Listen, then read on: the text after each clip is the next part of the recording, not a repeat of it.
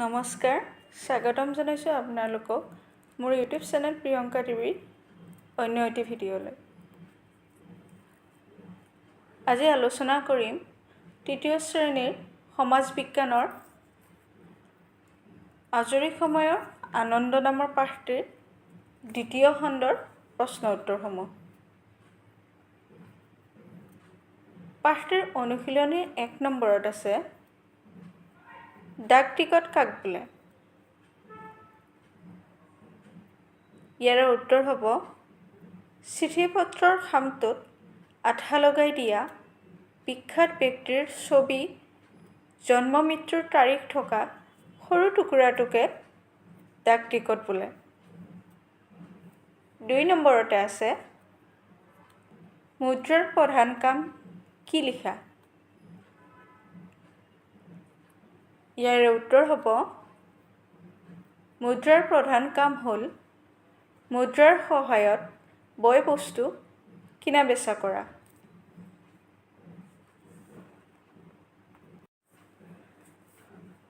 তিনি নম্বৰ মুদ্ৰাক প্ৰধানকৈ কি ভাগত ভাগ কৰা হয় লিখা।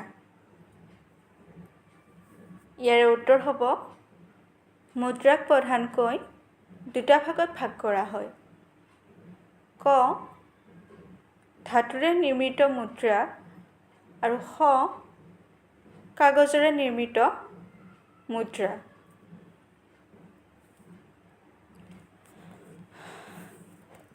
চাৰি নম্বৰ ধাতুৰে নিৰ্মিত আৰু কাগজেৰে নিৰ্মিত মুদ্ৰাৰ 3টাকৈ উদাহৰণ লিখা।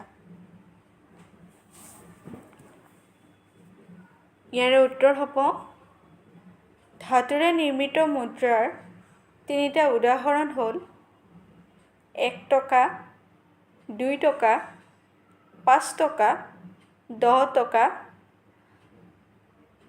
আদি।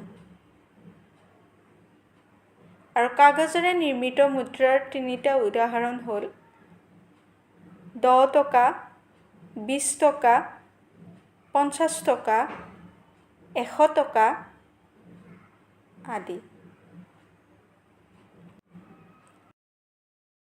5 নম্বৰ আমেৰিকা, জাপান আৰু ৰাছিয়াৰ মুদ্ৰাক কি নামেৰে জনা যায় লিখা।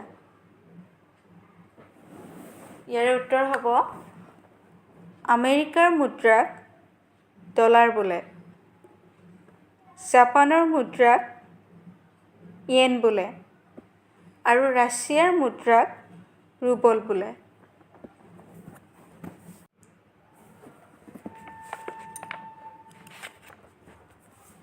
6 নম্বৰ ডাক টিকট সংগ্ৰহ কৰিবলৈ হ'লে তুমি কামটো কেনেকৈ আগবাঢ়িবা লিখা। ইয়াৰে উত্তৰ হ'ব ডাক টিকট সংগ্ৰহ কৰিবলৈ আমি কিছুমান কাম কৰিব লাগিব। ক ঘৰলৈ অহা বিভিন্ন চিঠি পত্ৰৰ খামত লাগি অহা ডাক টিকটবোৰ সংগ্ৰহ কৰিব লাগিব। খ ওচৰ চুবুৰীয়া আৰু বন্ধু বান্ধৱীৰ ঘৰত অহা চিঠি পত্ৰৰ ডাক টিকটবোৰ ৰাখিব দি সংগ্ৰহ কৰিব লাগিব। গ আন ৰাজ্য আৰু বিদেশৰ ল'ৰা ছোৱালীৰ লগত বন্ধুত্ব পাতি চিঠি পত্ৰৰ আদান প্ৰদান কৰি নতুন আৰু বেলেগ ধৰণৰ ডাক টিকট সংগ্ৰহ কৰিব লাগিব।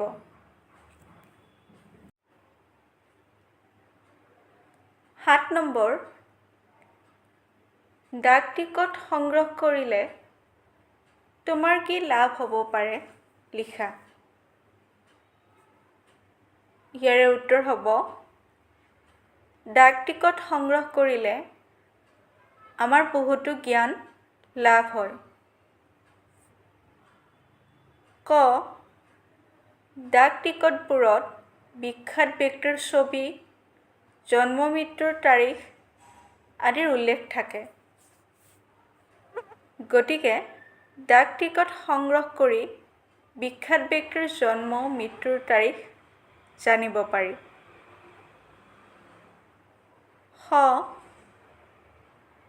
প্ৰায়বোৰ ডাক টিকট একোটা বিশেষ সময় আৰু কাৰণতহে উলিওৱা হয়। ডাক টিকটত তেনে সময় আৰু কাৰণবোৰ লিখি থোৱা হয়। বহুদিন ধৰি ডাক টিকট সংগ্ৰহ কৰি সাঁচি ৰাখিলে এটা সময়ত সেইবোৰৰ পৰা অনেক কথাৰ জ্ঞান লাভ হয়।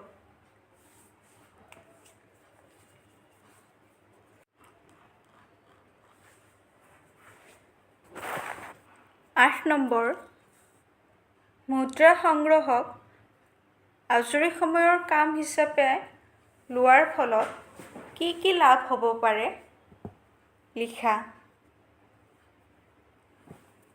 ইয়াৰে উত্তৰ হ'ব ক, মুদ্ৰাবোৰে একোখন দেশৰ টকা পইচা, বেপাৰ বাণিজ্য আদি অতি দৰকাৰী কথাৰ জ্ঞান দিয়ে।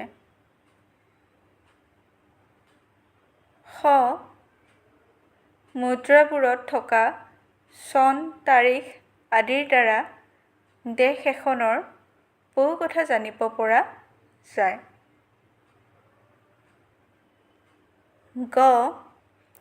বিভিন্ন দেশৰ মুদ্ৰাৰ তুলনামূলক মূল্যৰ কথাও অলপ চেষ্টা কৰিলেই জানিব পৰা যায়।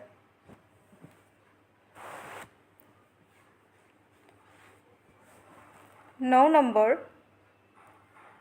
খেলা-ধূলা কৰোঁতে মনত ৰাখিবলগীয়া 3টা দৰকাৰী কথা লিখা।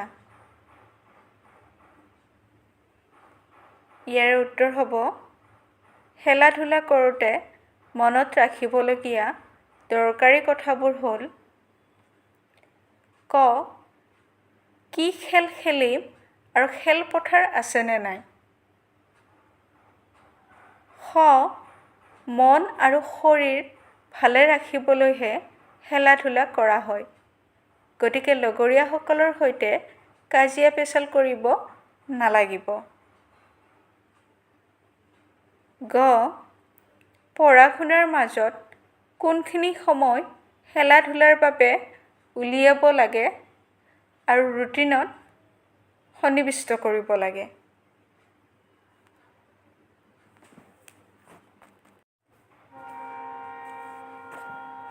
10 নম্বৰ, খেলা-ধূলাৰ পৰা আমাৰ কি লাভ হয় লিখা। ইয়াৰে উত্তৰ হ'ব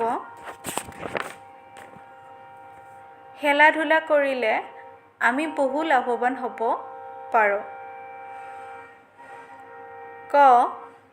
খেলা-ধূলা কৰিলে শৰীৰ আৰু মন দুয়োটাই ভালে থাকে।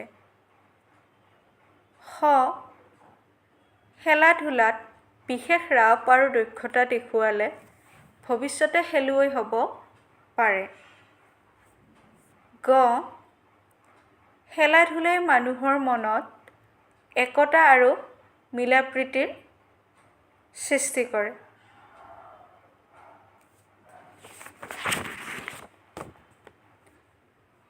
11 নম্বৰ,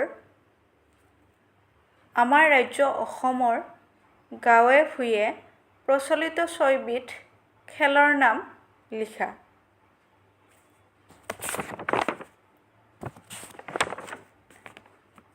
ইয়াৰে উত্তৰ হ'ব আমাৰ ৰাজ্য অসমৰ গাঁৱে ভূঞে প্ৰচলিত 6বিধ খেলৰ নাম হৈছে চোৰ পুলিচ, টাংগুটি, ঘিলা খেল, চিৰি খেল, ধূপ খেল,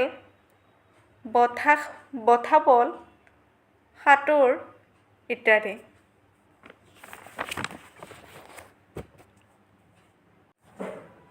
12 নম্বৰ, ভ্ৰমণ মানে তুমি কি বুজা লিখা।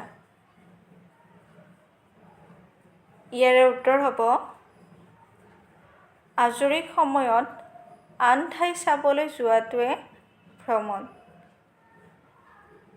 নিজৰ জিলা, ৰাজ্য আৰু বাহিৰৰ চাবলগীয়া ঠাইলৈ গৈ সেই ঠাই আৰু মানুহৰ বিষয়ে জ্ঞান আহৰণ কৰি নিজৰ কামত উৎসাহ বঢ়াব পাৰি। বেলেগ ঠাইৰ মানুহৰ লগত বন্ধুত্ব পাতি ৰীতি-নীতি, কাম-কাজ, সাজ-পাৰ আদিৰ বিষয়ে জানি লৈ জ্ঞান পাব পাৰি।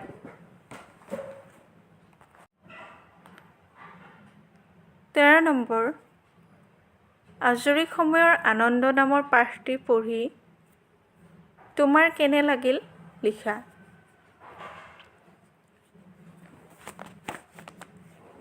ইয়াৰে উত্তৰ হ'ব, আজৰি সময়ৰ আনন্দ নামৰ পাঠটি পঢ়ি বহু জানিবলগীয়া দৰকাৰী কথা শিকিব পাৰিলোঁ।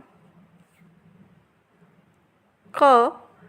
ডাক টিকট কি, কেনেকৈ সংগ্ৰহ কৰিব পাৰি, তাৰ পৰা কেনেকৈ লাভৱান হ'ব পাৰি জানিব পাৰিছোঁ।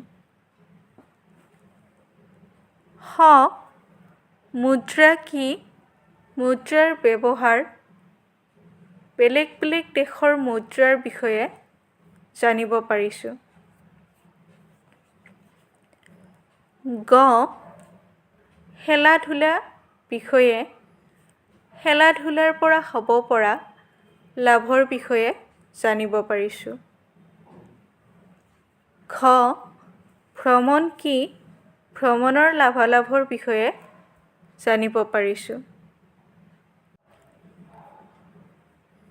যদি আপোনালোকে মোৰ ভিডিঅ'বোৰ চাই ভাল পাইছে, তেতিয়াহ'লে প্লিজ লাইক, কমেণ্ট আৰু শ্বেয়াৰ কৰিব। ধন্যবাদ।